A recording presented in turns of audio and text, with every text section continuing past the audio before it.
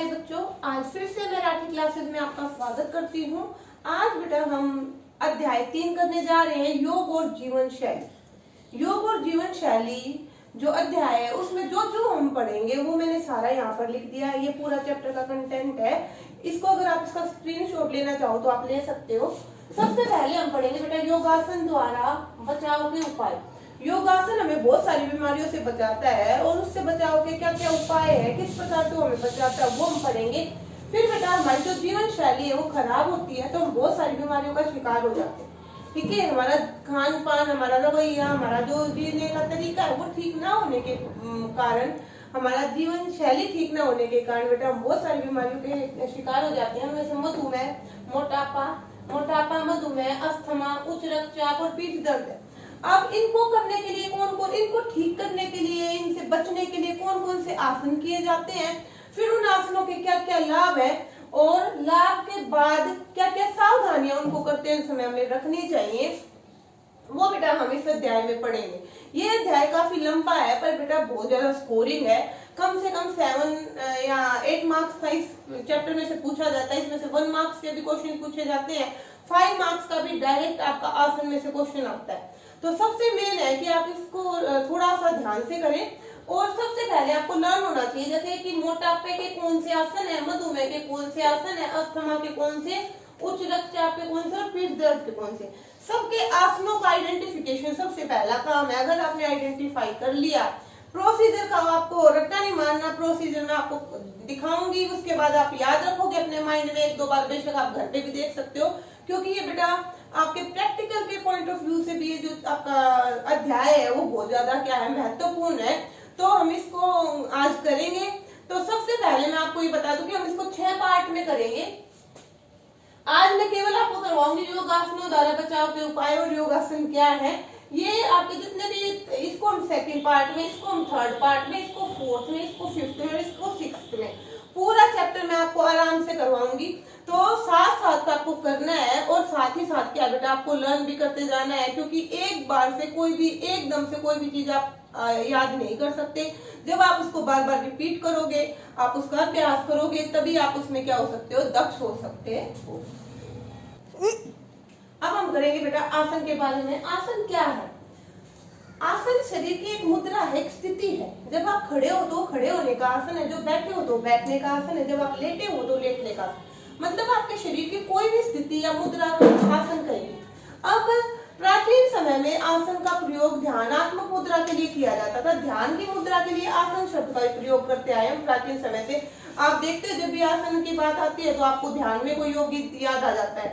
तो आसन का जो प्रयोग था वो ध्यानात्मक मुद्रा के लिए किया जाता था। पर आधुनिक वर्तमान में हरयोग और आपका जो आधुनिक योग है उसने विभिन्न मुद्राओं के साथ आसनों को मिला दिया। जैसे कि आपके लिए खड़े होकर करने वाले त्रिकोणासन, बैठकर करने वाले पद्मासन, उसके साथ लेटकर करने वाले आसनों को शवासन कहा गया, उल्टे होकर करने वाले शीर्षासन, संतुलन वाले कुक्कुटासन, उसके बाद आगे की ओर झुकने वाले पश्चिमोत्तासन और पीछे की ओर झुकने वाले धनुरासन। इस प्रकार आधुनिक समय में योग की विभिन्न मुद्राओं के साथ आसन को जोड़ दिया गया, जिसका प्राचीन समय में केवल ध्यान की मुद्रा के लिए प्रयोग किया जाता था।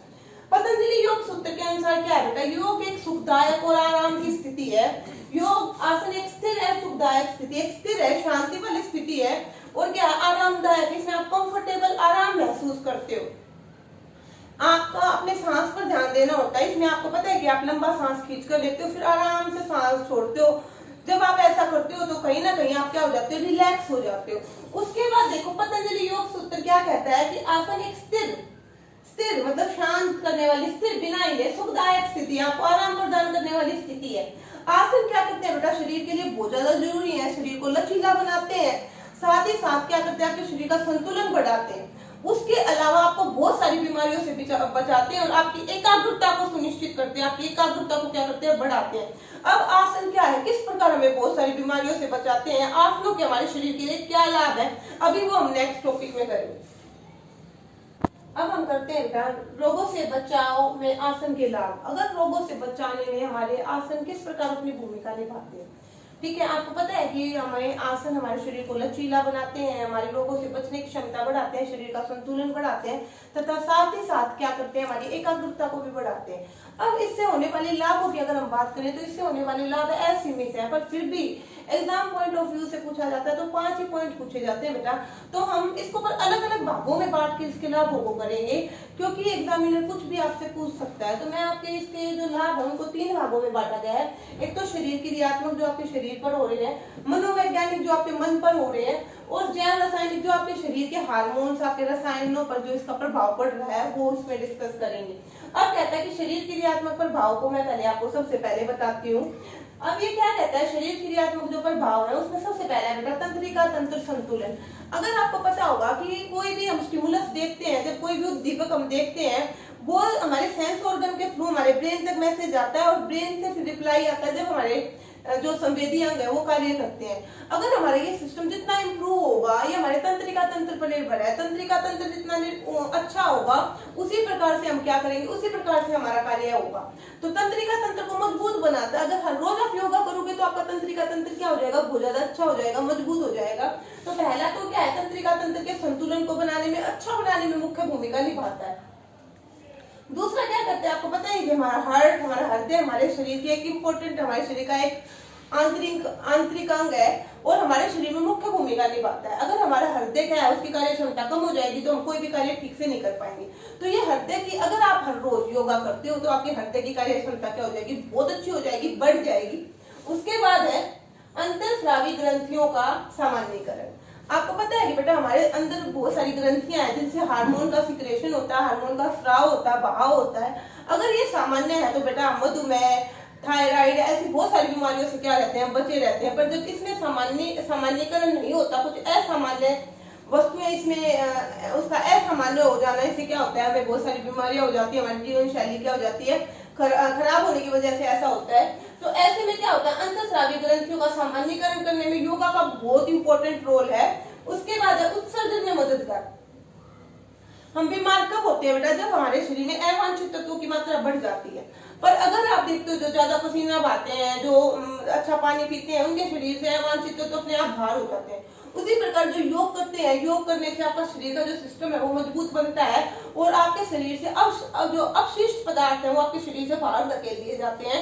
तो आपके उत्सर्जन में भी क्या होता है, मददगार होता है योग। उसके बाद रोग प्रतिरोधक क्षमता बढ़ती है। आपको पता ही है कि योग करने से आपकी बीमारियों से लड़ने की क्षमता बढ़ जाएगी, क्योंकि अगर आपकी ये पावर ज्यादा है बेटा, कोई भी कितनी भी बड़ी बीमारी आ जाए आप उससे क्या होते हो, लड़कर बाहर निकल आते हो।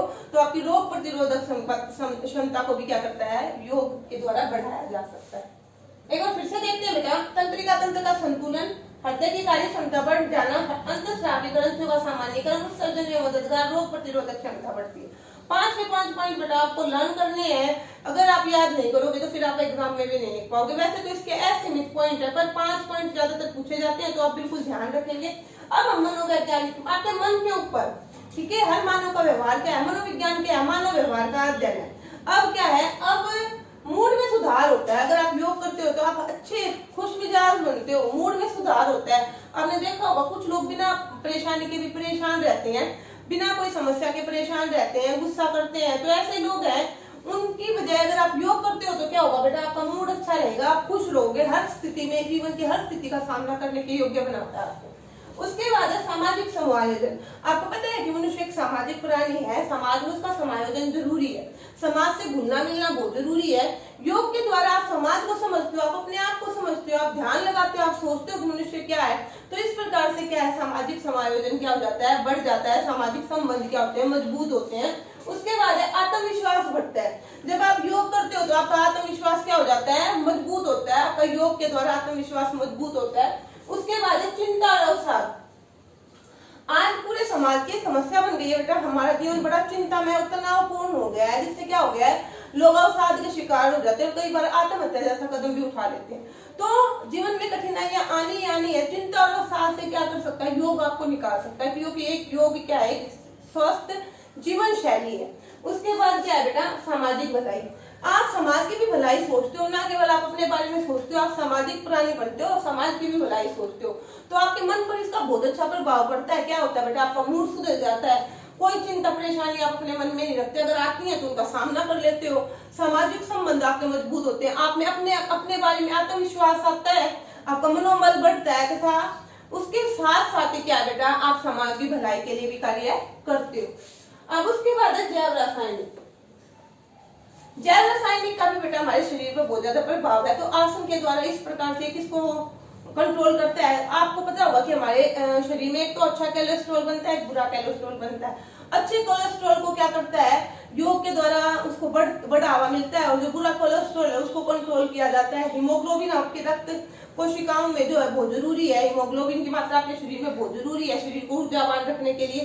तो ये आपके हीमोग्लोबिन को भी क्या करता है, नियंत्रित करता है, उसमें वृद्धि करता है। सोडियम जो है वो आपके लिए सोडियम में क्या करता है, कमी करता है। साथ ही साथ क्या है बेटा विटामिन सी, जो आपको पता है विटामिन सी से आपकी रोग प्रतिरोधक क्षमता जुड़ी हुई है, तो विटामिन सी को क्या करता है, कम करता है। इस प्रकार से आप फिर से एक बार देखिए कि मनोवैज्ञानिक जो आपके मनोवैज्ञानिक तो आप कर चुके हो, जैव रासायनिक में सोडियम कम हो जाता है, हीमोग्लोबिन में वृद्धि होती है, अच्छा कोलेस्ट्रॉल बढ़ता है, विटामिन सी में वृद्धि होती है, और बुरा कोलेस्ट्रॉल क्या हो जाता है, कम हो जाता है। इस प्रकार बेटा आप अगर आप योग के लाभ देखोगे तो एक की बजाय अनेक लाभ है, ठीक है ना। योग आपको बहुत सारी बीमारियों से बचाता है। योग एक स्वस्थ जीवन शैली है।